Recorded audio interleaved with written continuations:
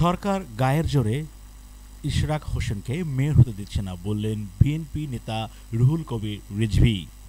বিএনপির সিনিয়র যুগ্ম মহাসচিব রুহুল কবির রিজভী বলেছেন, স্থানীয় সরকার উপদেষ্টা আসিফ মাহমুদ সজীব ভুঁইয়ার বয়স অনেক কম, হঠাৎ গুরুতর রাষ্ট্রীয় দায়িত্ব পেয়ে গেছেন, এজন্য তার কথাবার্তায় ভারসাম্যহীনতা রয়েছে।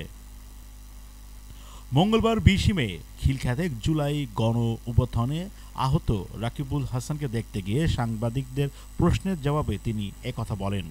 রিজভী বলেন, আদালতের রায় ঘোষণার পরও ইশরাককে শপথ নিতে দেওয়া হচ্ছে না, এখানে অন্তর্বর্তী সরকার গায়ের জোরে খাটাচ্ছে বলেও অভিযোগ করেন তিনি। প্রশ্ন রাখেন, চট্টগ্রামে ডাক্তার শাহাদাত হতে মেয়র হতে পারলে ইশরাককে দোষ করল, হঠাৎ সরকার গায়ের জোরে ইশরাককে মেয়র হতে দিচ্ছে না। তিনি আরও বলেন, 24-এর গণ অভ্যুত্থানের প্রকৃত অপরাধীদের এখনও বিচারের মুখোমুখি করা হয়নি, কাজের চাইতে অকাজ বেশি করছে অন্তর্বর্তী সরকার।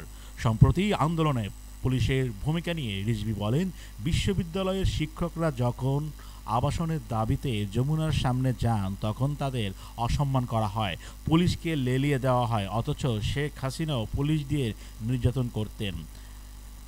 আমরা বিএনপি পরিবার এর আহ্বায়ক সাংবাদিক আতিকুর রহমান রুমনের সভাপতিত্বে আরও উপস্থিত ছিলেন আমরা বিএনপি পরিবারের উপদেষ্টা ইঞ্জিনিয়ার আশরাফ উদ্দিন বকুল, মোহাম্মদ আবুল কাশেম, ইঞ্জিনিয়ার মুস্তফা ই জামান সেলিম, আমরা বিএনপি পরিবারের সদস্য সচিব কৃষিবিদ মোকসেদুল মমিন মিথুন, সদস্য মাসুদুর রানা লিটন, মুস্তাকিম বিল্লা, ফরহাদ আলী প্রমুখ। এ সময় আহত রাকিবুল হাসানের শরীরে খোঁজ নেন বিএনপি পরিবার। এর প্রতিনিধি দলটি রাকিবুলের মায়ের সঙ্গেও কথা বলেছেন তারা। বিএনপির ভারপ্রাপ্ত চেয়ারম্যান তারেক রহমানের শুভেচ্ছা এবং সহমর্মিতায় বার্তা পৌঁছে দেওয়া হয়। যে কোনো প্রয়োজনে রাকিবুল হাসানের পাশে থাকার প্রত্যয় ব্যক্ত করেছেন নেতারা। সাক্ষাৎ অনুষ্ঠানে আরও উপস্থিত ছিলেন জাতীয়তাবাদী শিক্ষা সেবক দলের সহসভাপতি ডক্টর জাহিদ, ছাত্রদলের কেন্দ্রীয় কমিটির সহসভাপতি হাবিবুল বাশার, যুগ্ম সম্পাদক হাসান ইন নাহিয়ান সজীব, ছাত্রদল নেতা মশিউর রহমান মহান, আবদুল্লাহ আল মিসবাহ সহ বিএনপি সহ অঙ্গ সংগঠনের নেতৃবৃন্দ। উল্লেখ্য, গত 18 জুলাই ফ্যাসিস্ট হাসিনার সরকারের বিরুদ্ধে ছাত্র জনতার গণ অভ্যুত্থানে ঢাকার ইসিবি চত্বরে আন্দোলনে অংশ নিয়ে ছাত্রলীগ ও পুলিশের আক্রমণে আহত হন স্বেচ্ছাসেবক দল কর্মী এবং ইলেকট্রিশিয়ান রাকিবুল হাসান।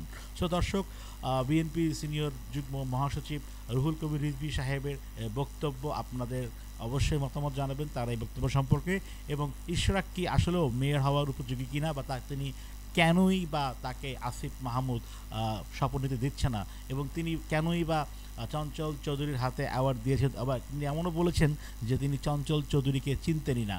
দর্শক, চলুন আমাদের সাথে থাকুন পরবর্তী আপডেটের জন্য।